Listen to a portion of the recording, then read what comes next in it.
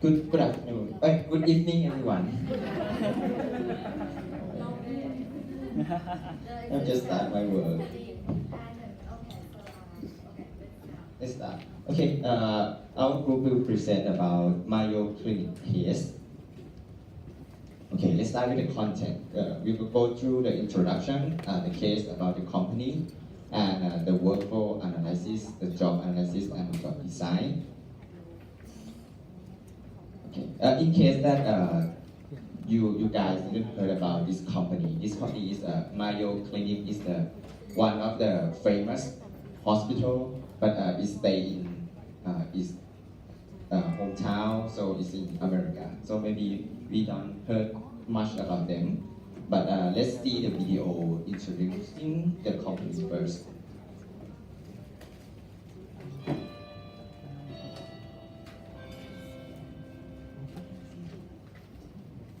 For more than a century, people have traveled to Mayo Clinic in search of hope and healing.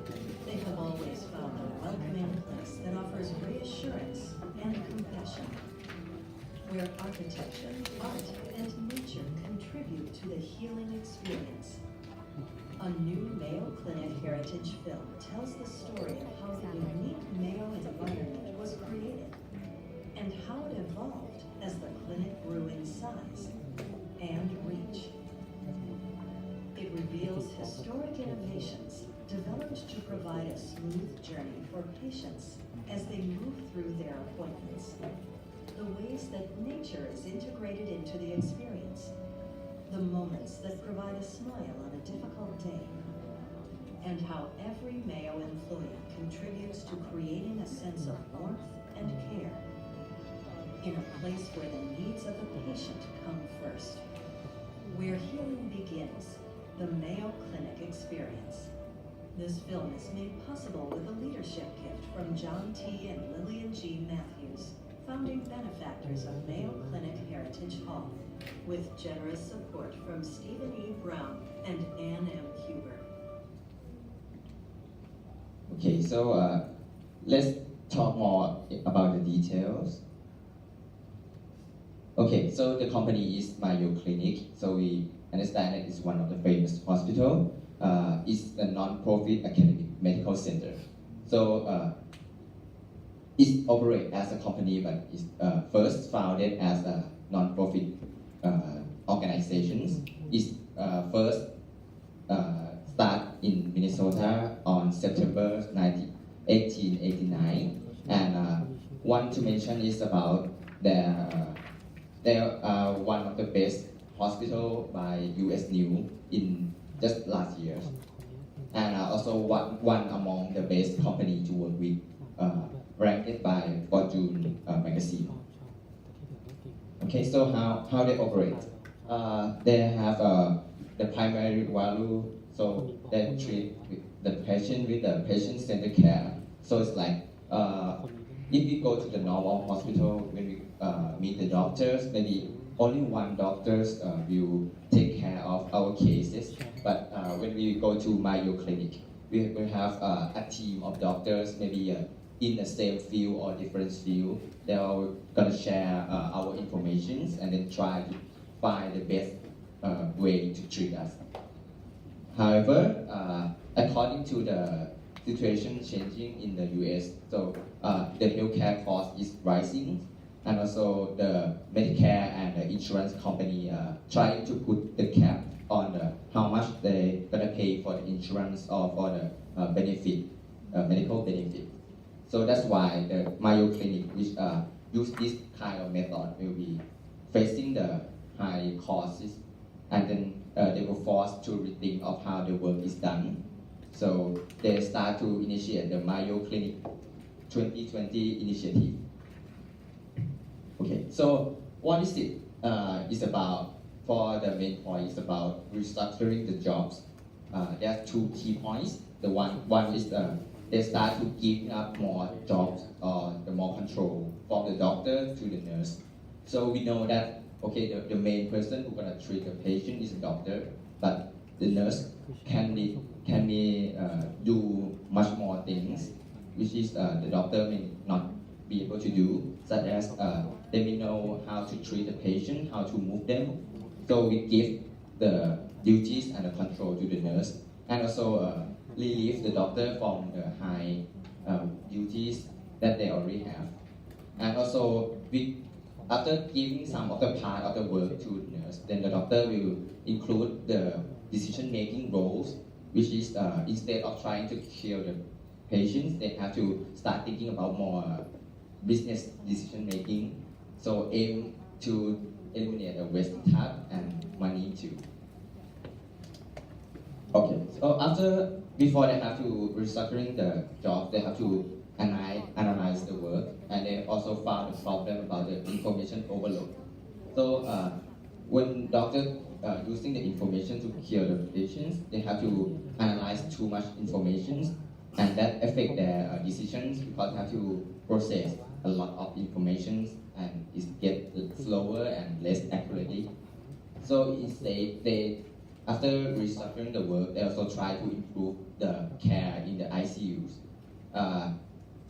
It say that normally a doctor we have to analyze almost 50,000 data points for just one patient. So instead, they just highlight a set of important data and also find a way to giving more accurate display or more convenient display in order to make them be able to analyze easier data with less, only the important data will be found, and that improve the performance for the company and also increase the revenue.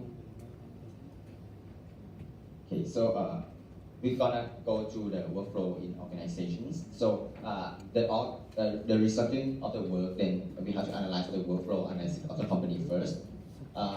There are three parts in the workflow analysis. So the first one, we're gonna talk about the output. So we have to analyze the output of the process that we want. It can be both tangible or intangible. So the tangible may be the revenue, the intangible may be the fast work or the accuracy of the work, and we can be considered both quantity and quality. The work process is the activity that involves the process that we generate what output we have, and the input can be separated into three types. So material, equipment, and human resources. After we have the three parts, then we can generate the workflow chart, starting from the three output, and then go through the work process and get the output. And then we can analyze the tasks that need. We put these tasks into jobs and positions. I have to mention that the difference between jobs and position is job is like a set of duties you have to do. So maybe it depends on how far the job can be. But the position is the set of duties that a person can do.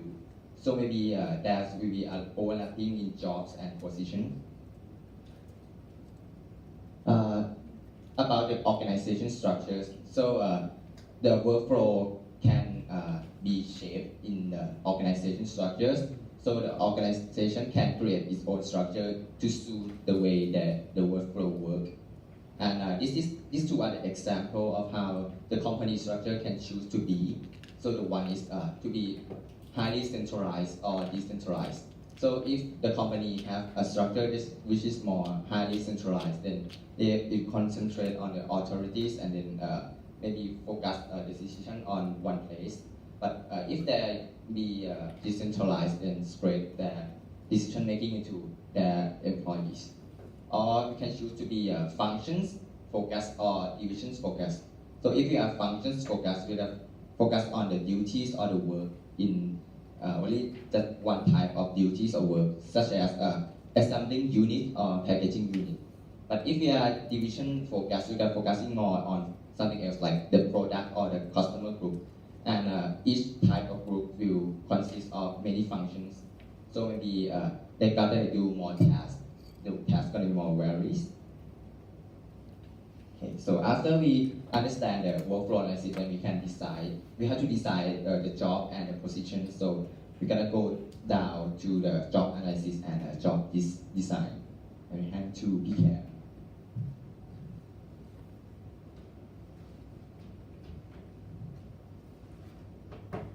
All right, so job analysis is basically the process of getting detailed information about the jobs. So why do we need to get details of the job? Because if without information, we cannot match the job requirement with the people that we need to work within that job. And also these information can be used in hiring, training, and also performance review and payments. So moving on. The first thing we need to do when we do a job analysis is that we should set up a set of job description. So job description is basically any activities that employees do in order to achieve the job. It is the list of tasks, duties, and responsibilities, or what we call in short TDR. And the TDR is actually can be used by manager to evaluate job performances. For example, manager needs to know what their employees are doing and what they need to do so that they can match the performance with the task, duty, and responsibilities expected of them, and then review the performance of their employees. And the format of the job description within the same organization should be the same across all jobs, so that the pay review and whatever the organization is giving out is fair throughout each job within the same organization. And also by giving out job description to the new hires. So for example, it's your first day on the job. You would need this job description so that you know what to do and what is expected of you. Okay, so how can we prepare job description? So the first step is that you need to gather information. The information can be from the person who is already performing the job and the supervisors who maybe comes to you as an HR manager that say, I want to recruit this position. So then you need to ask back, okay, so what does the person in this position needs to do? So that's how you get the information about the job. And then you need to identify the essential duties of the job. So what is the mental and physical task that the person is performing the job have to do? And also the method and resources required in order for them to perform the job well. And the job description should be reviewed periodically. So the best interval might be 1 year. And you can do it at the performance appraisal, so that the managers will get the chance to talk with the employee and about their job performances and also the tasks they are performing and see whether they need to be adjusted. Okay, so after we define the job description, which is the activities that needs to be done in the job, we move to the job specification. So the job specification is like the ability or the requirements that the person who is performing the jobs need to have in order to perform the job well. So it's come in short is KASO. Just kidding, it's KSAO. So it's knowledge, skill, ability, and other characteristics. So the knowledge is the factual or procedural information necessary for doing a job. For example, if you are an accountant, you should be able to do the balance sheet, or you should be able to produce the income statement. If you are a doctor, you need to know how to diagnose a patient or perform operations on them. And the skill is the level of proficiency, capability to perform well. So usually skill would be the combination of the knowledge and experience, and then you will develop skill over time, or something comes from education or practice. And the ability is the general enduring capacity. So for example, ability to write clearly, or ability to communicate with others, to make them understand what you're talking about. And other characteristics are like personality traits, for example, whether or not that person is like being motivated to achieve, or being persistent. So these KSAOs is actually not very visible. So for example, Opajan, can I ask how many languages do you speak? 4 languages. Okay, so on the first day, when you get to know Opajan, do you know he can speak 4 languages? No, it's not observable. So these skills, knowledge, it will only be observable when people, like the employees, are performing TDR. So you can only observe them when they're performing the job. So when you are a manager, how do you know that the employees or the person you are hiring is actually having the knowledge and skill that you require? This is why organization, they give out specification. For example, education specification, you need to graduate like master degree in financial field, or you need to have IELTS score of 6.5, or maybe some other jobs they may need licensing. For example, if you are applying for a job in hospital, you may need to have like license to practice, for example. So this is how the organization can kind of set up a bar that you have to have a certain knowledge and skill or ability to be able to apply for the job, because they cannot see it from the get-go. Okay. So I mentioned a little bit earlier about the job and source of job information. So for the information we can gather, when you have an existing job, you can gather it from the incumbents, which is the person already performing the job. However, the incumbents may have the incentive to exaggerate. For example, if an HR come and ask me, I might say that, oh, I do everything in this company, I'm the very core position, so that I will look good, in terms of that maybe the review or whatever. But the incumbents can give you like exact information of the job. Like for example, how long they're spending on the job or other risk factors that involving in the job. However, since they tend to exaggerate, maybe, you have to also add in information from the observers. In this case, might be the supervisors or the line managers, because these people, they need to always match the actual performance and what is expected of the incumbents. So the supervisor will be able to give more like a more accurate estimate of the job importance in the organization. And in terms of analyzing skill, like what skill is required to perform in the job, you can rely on external job analysts who will be who have experience in rating wide ranges of jobs, so that they have like a more in-depth knowledge of what skills is required in a certain job. There are also other sources. For example, the U.S. Department of Labor, there is an online database called ONIT, which is not the ONIT that we used to have many years ago, and I think they don't call that now, right? It stands for Occupational Information Network, so it's like an online database that gathered information about like 1,000 jobs, and then describe it in a way that is easy to understand, and then for HR managers to be able to use them as a source of job information as well. All right, so after we gather the information, there are a few tools that we can use to analyze the job. One is the Position Analysis Questionnaire, or we call PAQ. So it's a standardized questionnaire with 194 questions. And these questionnaire will be separated into 6 sections. So representing the work behavior, conditions, and other job characteristics that we want to analyze in the job. And then each question will be ranked by a number. So it's a little numbers here. It's like 1, 2, 3, 4, 5 in terms of the degree of the requirement.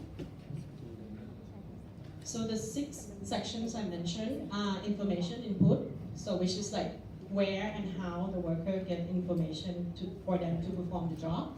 The mental processes, meaning that the reasoning degree of reasoning, decision making, planning, and information processing activities that involve in the job.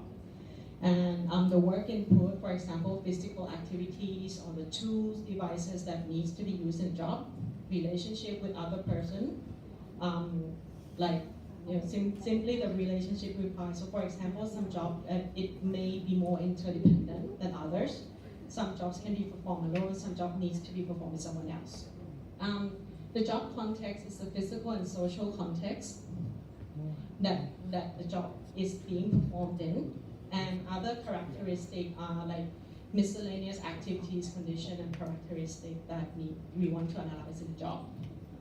So once all the questionnaire has been filled out, the PAQ headquarters will computerize it and then generate a report. So, however, there are some advantage and disadvantage to the PAC report. So, the advantage is that the PAC is considering the whole process from input to output. So, we get like a wider picture of the job analysis, and it helps comparing jobs when they are not similar. So, the job may be different, but they are scoring in sections so that you could like weight the score in the same section. However, the disadvantage is that it needs to be completed by analysts that train for the method. So meaning that like the level of English in the questionnaire is a college level, so that the person who completes the questionnaire actually has to be trained to complete the questionnaire. So it's kind of limited, and also the report that's generated by headquarters is quite abstract. So it might not be very beneficial to be used in job designing, in putting out the job specification and the job requirements. Okay. So moving on to another tool is Falchman. I'm not quite sure I'm pronouncing this right, but I'm gonna go with Falchman job analysis system. So it's kind of a survey as well. So it's a survey, but it asks the subject matter expert in that job to evaluate the jobs in terms of ability required to perform it. So there are fewer questions than the PAC. There are only 52, not fewer questions, but there are 52 categories of abilities. And then, the person who completed the survey actually indicate the level of ability required for the job. And then the results that come from this survey actually provide like a picture of the ability required to do a job. And this one is more useful for employee selection, training, and career development. So, you get a picture of what kind of ability you need in order to hire a person, or, if any skill or ability of the current employee is lacking, you can go for extra training, for example. All right, so we have been analyzing single job.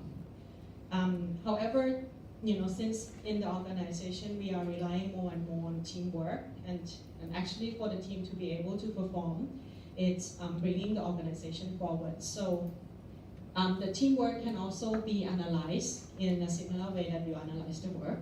So there are some critical dimensions that we can use to analyze the team. So for example, the skill differentiation. So for example, in a team, you want the you can choose whether in the same team, do you want all the team members to have the same skill or the same ability, or it needs to be diverse. So for example, like in a student team like this, you may need like a kind of presenter or someone who can write the report. So it's like different sets of skill within the same team. And also authority, the second one is authority differentiation. So it's the allocation of decision making. For example, do you want everyone in your team to be able to make decision, or just a person or two, or maybe there is a leader and then like a vice president who can make a decision when leader is not there. And the temporal or time stability. So it's a dimension where you consider the length of time that the team will be working together. For example, it might be permanent team, or maybe just like a 1-year project or 6-month project, for example. All right, so the importance of job analysis. So it can be said that the job analysis is so important that it's being called the building block of everything that personnel does. And most of the HR programs require information from job analysis. So these are a few examples that the information from job analysis can be used in. So for example, work redesign. By gathering information about the job and analyzing them, you may find that actually the work process that you are doing is not working. And then you may need to change it based on the information that you have had. And HR planning. So after you know what kind of job you need in an organization and what kind of people you need to perform them, you can hire a better candidate to suit the position. This will be in line with selection as well. So once you know what are the tasks the employee needs to perform, you have a better view of what kind of person you want to be in your organization to perform this job or this position. So that's, it helps in terms of selecting as well. And also in terms of training. So for example, we may be doing our job for like 3 or 4 years without knowing that we're actually lacking some kind of skills. So for example, by analyzing the job, we may start, the organization may start to realize that, oh, actually this job position may need extra Excel skills, and they provide a training for you. Or this job, or maybe the job changes over time and now you have to present your work to the clients. Maybe they assign an extra cost in terms of presenting, for example.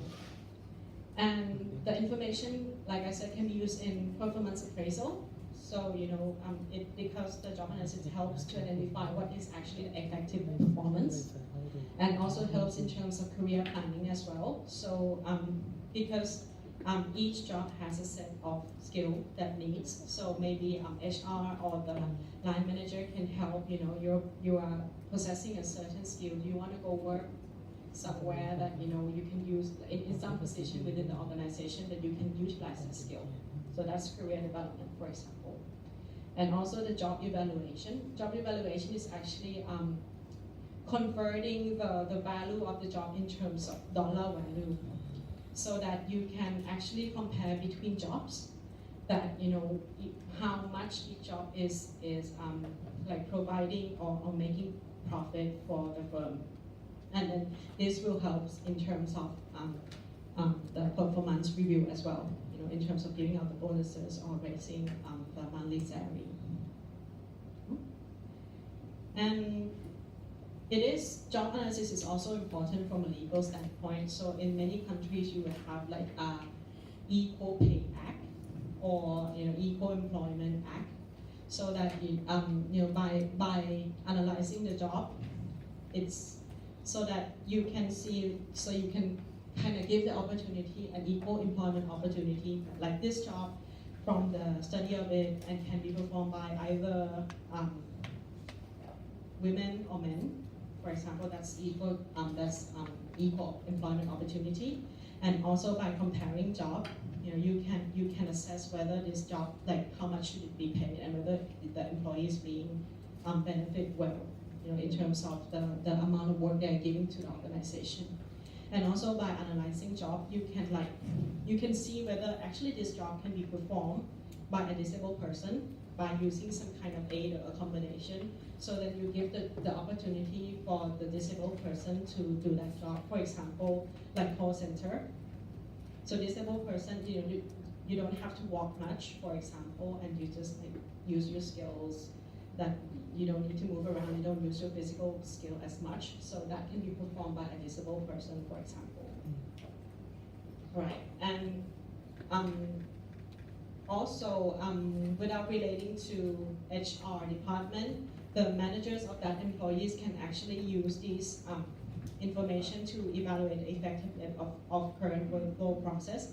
So like I said before, the manager can see whether actually the workflow is not working, or is working well, or is lacking something.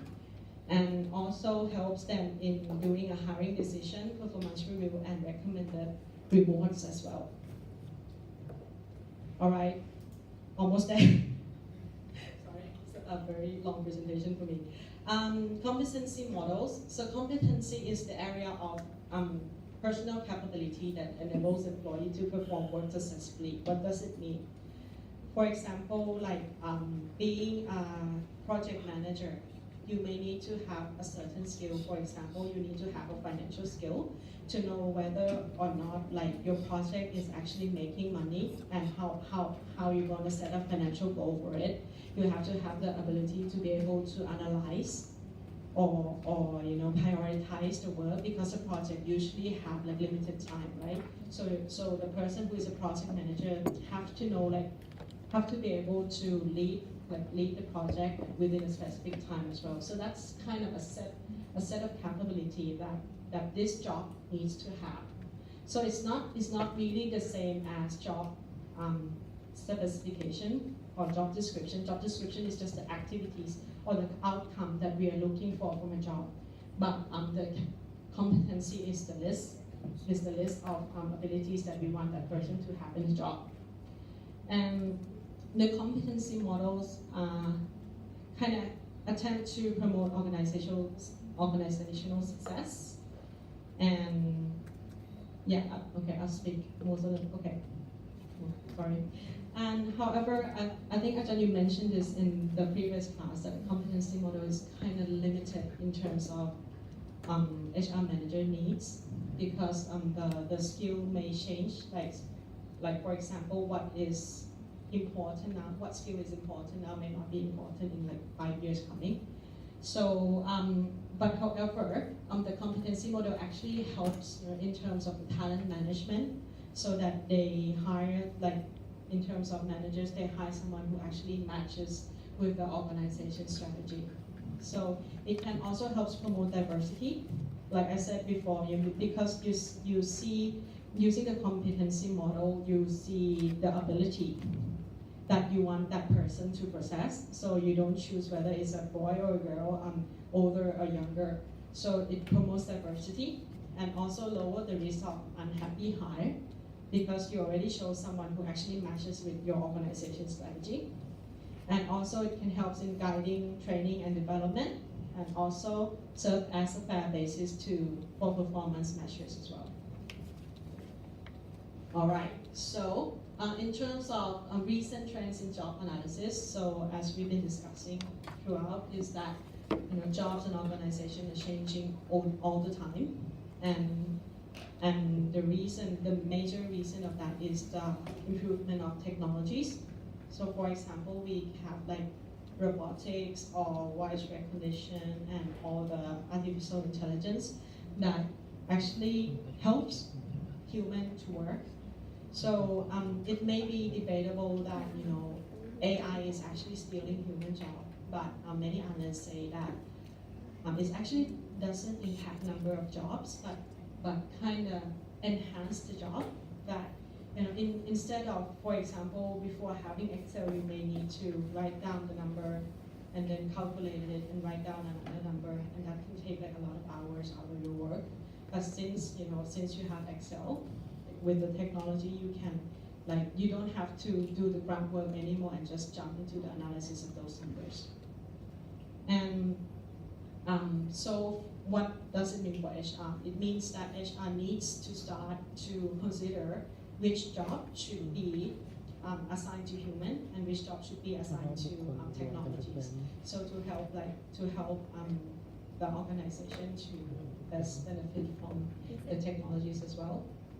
And also a lot of organizational structure are going for project based.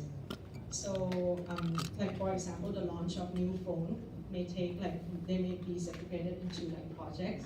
So job analysis need to detect the change in the jobs as the time passes as well. So meaning that the job description and specification need to be flexible. So you cannot change the job description every 2 weeks or every 4 weeks, every time that the organization changes. So it has to be quite broad and flexible for you not to change it as much. Okay. So after we have analyzed the job, we will move on to the job design. I'll hand over to Ryan here. Okay, so job design. As class already mentioned, the world is changing all the time, and we need to adapt to the change, even with organization. But as she also mentioned that, job analysis is about the building block of a company. When something is structured, it's actually quite hard to change. So this is where job design comes in. Job design is actually the process of defining how work will be performed. So first of all, it determines the tasks and responsibilities that the person who is in the job is going to do. Secondly, it doesn't only actually outline what he needs to do, but the interaction between co-workers or the relationship they need to have with other departments as well. It's also a key component of effectively managing employees, because it's one of the major ways to translate companies' goals into specific actions.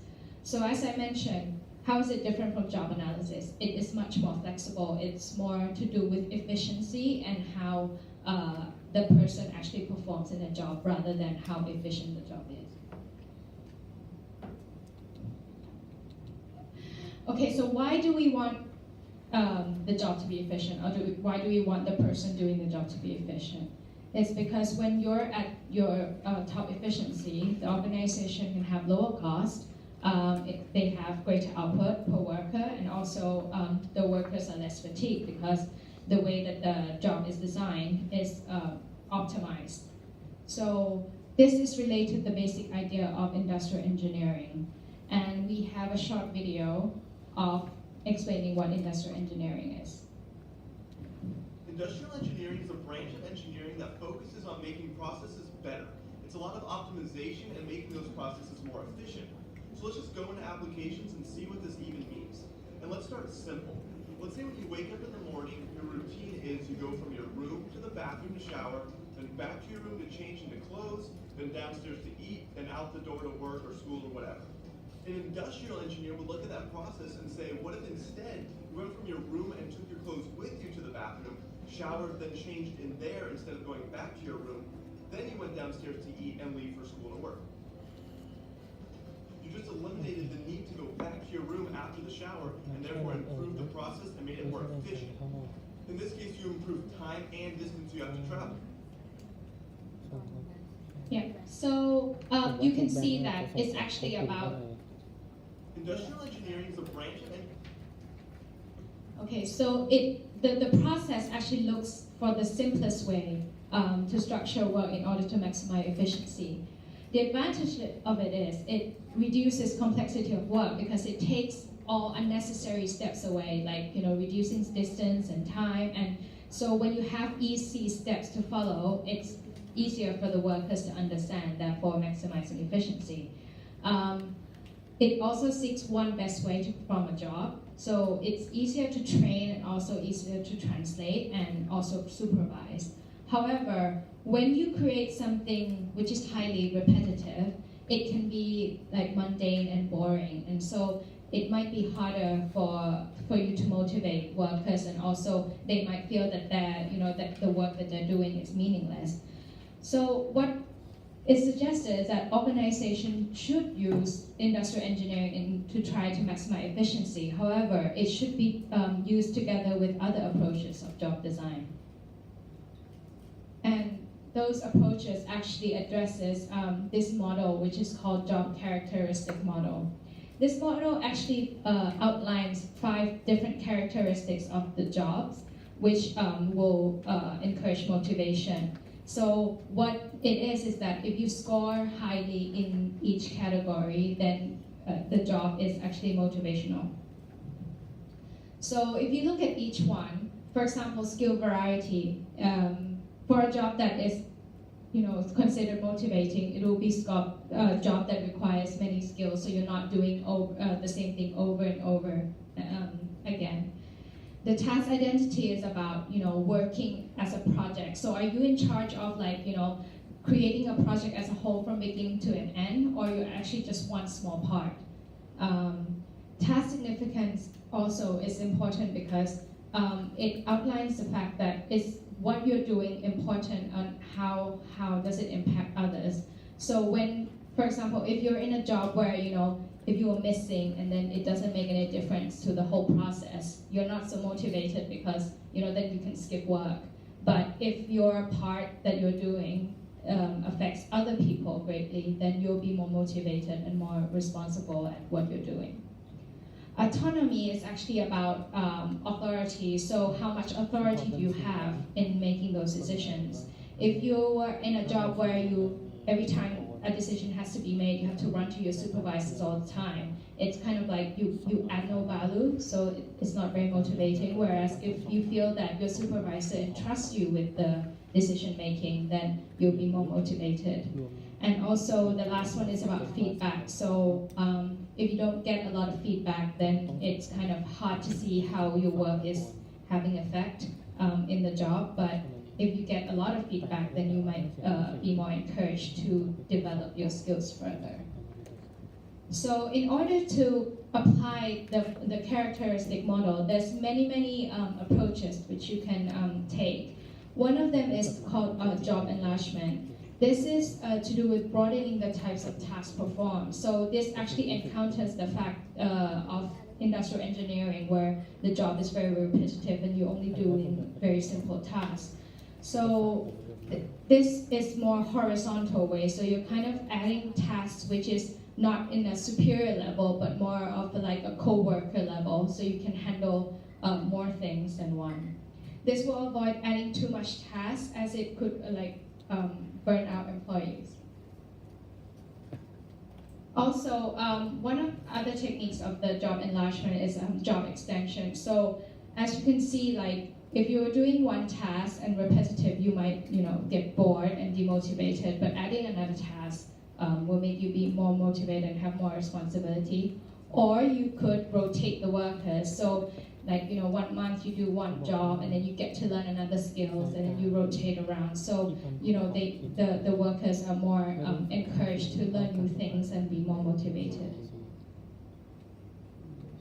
Another approach is job enrichment. So this is talking about actually adding more decision-making authority into someone's job. So like I mentioned, like if you're a salesperson and every time a customer asks for something, you have to run to your supervisor and ask for permission. It's kind of like you're just a pigeon, like transferring information, and you don't really have any input to the company or decision making. But if you were entrusted with that, power, then you'll feel more motivated.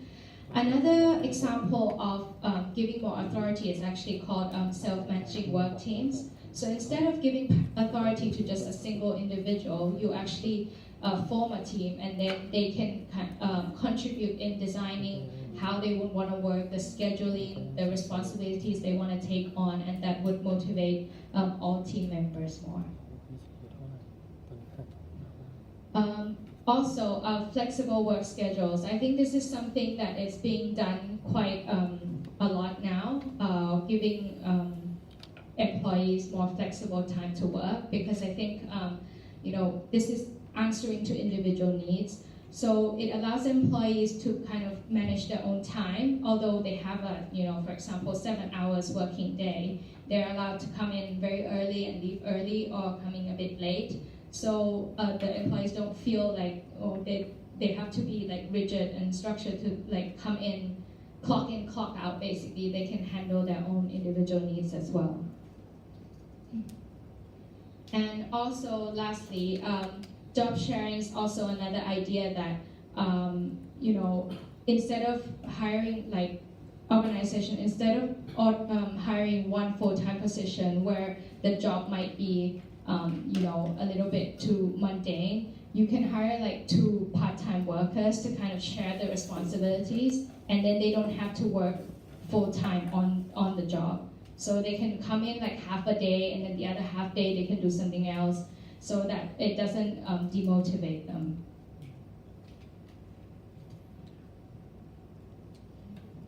Oh, okay. And also telework. Telework is about information technology, where you kind of, because now we're in a digital age, it's so much easier to share information, like have a mobile office and everything like that. So it's talking about organization taking advantage of that, and making people much more comfortable in what their work environment can be. So it will help the company save time and less equipment costs, and you don't have to rent as many office space. And sorry.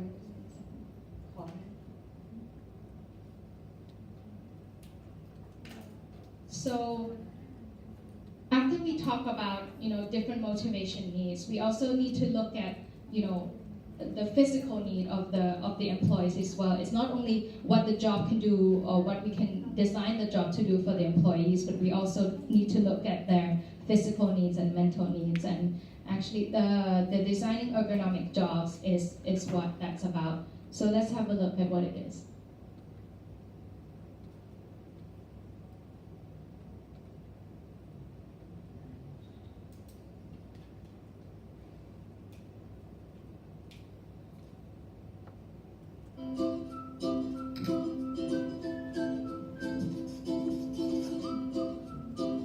When hear ergonomics, they often think of this.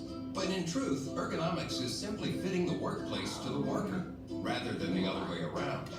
And that includes lots of workplaces: construction, manufacturing, transportation, healthcare, you get the idea. So today, we're going to cover some ergonomic basics that apply to virtually any workplace. These include proper posture, managing forces, and excessive repetitive motion. Ready? Let's start with posture. Sitting, standing, walking, it really doesn't matter. Proper bone and joint alignment is key. So straighten up that back, keeping ears, shoulders, and hips in a straight line. Good. Now squat by hinging at the hip. Keep everything aligned. Now sit. Perfect. Maintaining that posture through your day and work, any work, will reduce fatigue, eliminate strains, decrease stress on joints and ligaments, and have you feeling great. If posture is good, forces are evil. Why? Because they assault your posture constantly. There are lift and carry forces, grip forces, push and pull forces, and just plain old gravity. Hey, let's help you out with this. To avoid injury, don't lift, pull, or push too much. Let your posture guide you. And if need be, get help or use a hand truck or other tool. Also, move that body. If you stand up a lot for work, sit. If you've been sitting, stand up. Every change is an opportunity to realign and think about your posture. Our last Ergo 101 topic is repetitive motion. Doing the same task over and over and over and over and over and you get the point. Repetitive motions from jobs like these can cause carpal tunnel syndrome, joint problems, poor circulation, and more. Fortunately, these injuries are easy to avoid. First, by arranging your work area to fit you and support good posture, and second, by stretching. Stretches like this, or this, or this, well, maybe not that. Every 30 to 60 minutes can make a world of difference and prevent injury. Show off.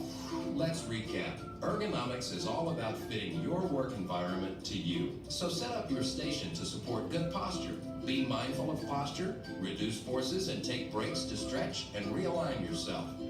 Do all that, and you'll be on your way to being more efficient, more productive, and healthier. For tip sheets on setting up workstations and the ergonomics quiz, click the link on your screen. So you can see that it's actually very important. I think some of us might experience office syndrome because we work with computers a lot. And it's important to know that. And I think some companies, like I know some at Central in the morning, they have like a exercise routine that you go in to do. So it's kind of like, although it's embarrassing, but it shows that the organization actually cares and actually notice these kind of things. If you worked in a manufacturing line, then you would want to know that your organization is thinking about your health and with all the repetitive movement and everything. So that's why it's very important in job design as well to look at the ergonomics. Also, we've talked about the physical aspect. Now we need to also look at mental capabilities and limitations. So doing a job is not about if you're sitting comfortably and then you can take all the stress that they put on you, but it's also about understanding how easy it is to kind of get stressed, or when people get confused they make mistakes and they become more stressed. So to avoid that in job design, you can do simple things such as gauges on a machine, make it simple to read, or have clear instructions. Or when there's a lot of information, for example, in the Mayo case, then you put in a system where it filters for you and only highlight, the important information.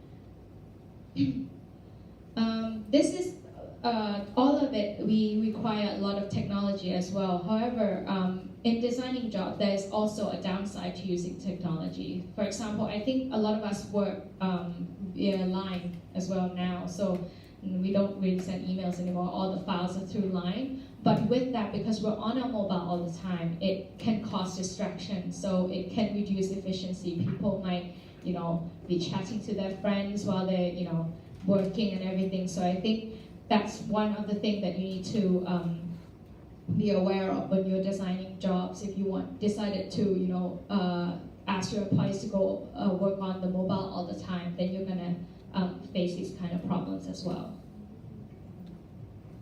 And to end this presentation, we have a special guest to do a summary for us.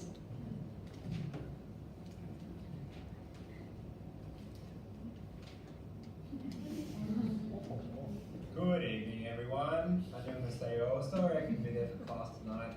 I'm away on a work trip, not so fun. But I just got home from a day of conferences. I thought I got a little bit of spare time that I can summarize our group's fantastic, outstanding presentation that they've just been through. Hi John, nice to see you. This still counts as class participation, right? Yeah, okay. Thanks, that's great. You've done an extra mark. Thank you so much. So this is actually a good example of telework, but unfortunately my desk and the lighting of my chair are not so ergonomically designed. So I'll wrap this up quickly. I'm uncomfortable and I'm unmotivated. So with the case study of the Mayo Clinic in mind, we hope that you can all grasp the importance of job design, workflow, and job analysis to human resource management. And maybe we can apply some of these concepts to our own jobs, to our own organizations, or even our own exams at the end of the semester.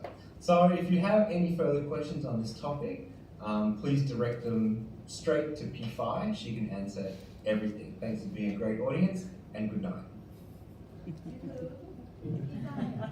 Me, apparently. Me. Thank you, everyone. Okay,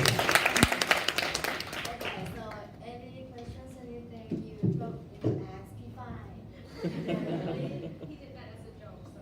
Well, actually, this is true because this presentation is very informative. That's why when I listen to this presentation, I think, oh, okay, my job is easy.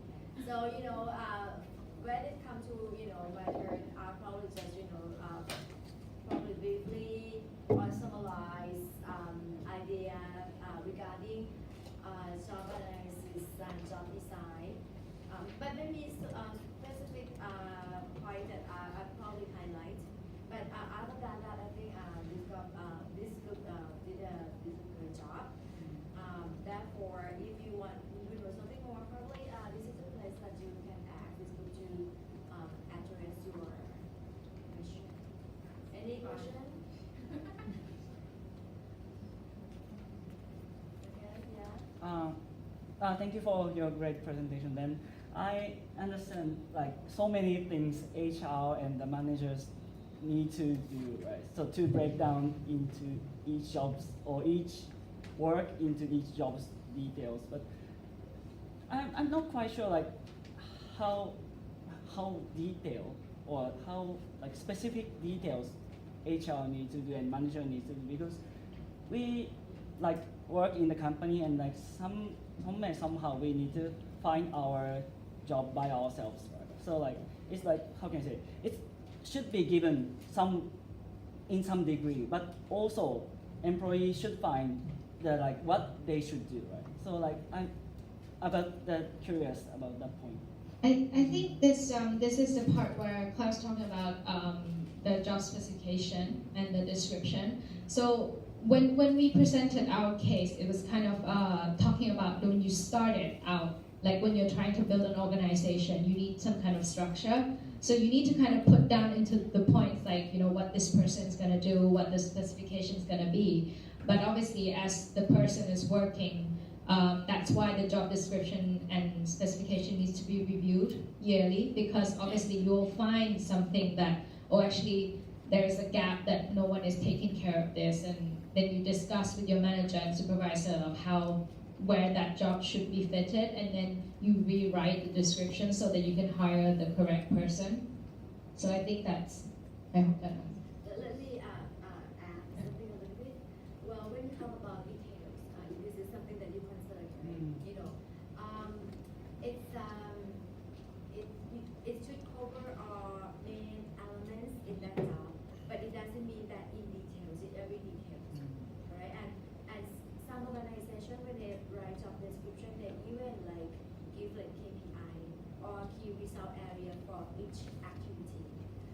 most of the time in job description they will add like something like or other related duty. So it's because sometimes if you don't add that item, maybe employees will complain something. Well, this is not what I'm hired to do. So if it's outside description in in job description, this is not my job. Therefore, most of the time it's quite broad, not really in specific details, like focus or area for that job. If you wonder about that, but it's that, but yes, we it would be better if we update job description or job specification by needs of analysis, maybe from time to time, maybe no fixed period, but maybe for example when organization do re-engineer or something change or restructure, that may probably a good time for HR to conduct job analysis. Maybe I came up this question because I'm working at the Japanese company which is growing at the generalist, not the specialist. That's why maybe we cannot say it's not my job or something, because even given any jobs we need to do. So that's why maybe even graduating in any faculties but need to do same job as him. So maybe that's why. So That okay, go ahead. Sorry, just want to add additional comment from the time, so that one way to look at the job description is actually it's a minimum that you need to do in order to perform in a job. But to be able to do some the job well, you need to go above and beyond the bar. So I think that's one of the reason, and because like I said, organization is changing, so sometimes job description is vague, and most of the time it's being produced by HR in collaboration with the manager, and it will not be able to cover every aspect of the job. So it's like you said, you still need to find out what you need to do on your own, and then maybe go above what it says in the job description as well. Let me add, when you general is good because it gives you flexibility, right? But if you do general, it's gonna be very difficult when you come up with a system in other HR areas. For example, how much you can pay. If it depends on type of work that you would like that person to do. Because later, just like it's been mentioned that details or information in job analysis will be used in other HR functions. Job, for example, job evaluation, which is mean that we evaluate value of each job, so we know how much we should pay for each position. So if you do this and do that, how come that person get paid higher than me because I do a lot of things, so it can become problem. But yes, if you very small organization, maybe general probably works well. But when organization get bigger, you need system and structure to make sure that everything makes sense for everyone in the organization. Or even training. If you do general, probably you have no idea what skill or knowledge, ability that you should help that person to train or in coaching. Okay, so we back to just like in the article that what very difficult as human beings is to get balance. I think in every area, for example, just like in an article talk about one side of the coin and another side of the coin. Yes, it sounds interesting. It makes sense. But the hardest part is that is to get balance between these two. And again, for job description, you have to get balance between the general aspect. You don't want to general because the general is probably have not a lot of values for you to use that job analysis in other HR. But if you specific, probably it's hard for you to adapt or adjust or be flexible. Given that maybe nature of work change every day. So ปกติแต่เช้านะอย่างนี้9 โมงเลยของไทยด้วยใช่ปะ Any other question? You know what? I saw some of you get ready to leave. I was about to assign that each group have to answer question in the end of the case. But some of you okay, I want to I want to leave. What should I do? Can you give me suggestion? What should I do? Can you stay with me a little bit longer? Or would you like to leave now? โอเคอาจจะเที่ยงคืน ถ้าเที่ยง Okay. คืนก็ How กิน about ก็ we รายงานไปเรื่อย compromise? หนูเรียน If you ขอ can ดู answer ด้วย my question, I let it go. คิวได้ Based on the presentation that talking about different ways of job design, the information from the case, which type of design that Mayo Clinic apply. We want to hear from audience, not from presenter.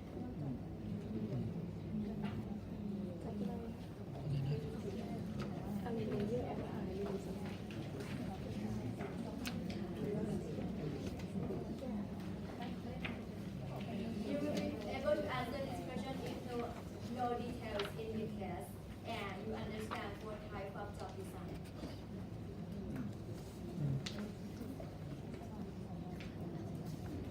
Yeah. Can you provide reason, evidence why job enrichment is good? What part in case that talk about job enrichment?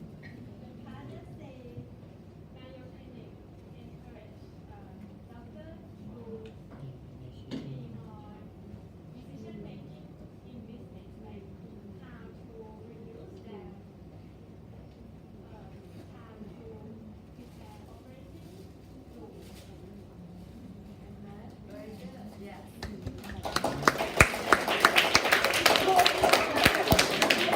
And what about the nurse part? What type of job design that nurse have, can do, instead of just having a doctor, see patient, it can be nurse. This part is, we're talking about job design. เป็น enlargement job enlargement เป็นที่สุดของที่สอง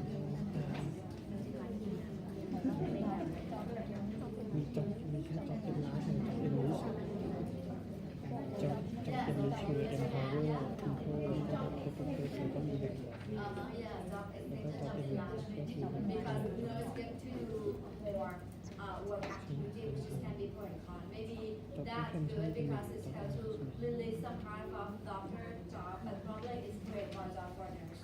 So it's it can be both who knows, maybe nurse enjoy the type of Alright, so I'll let you go. I'm happy that you understand. We will again next Wednesday with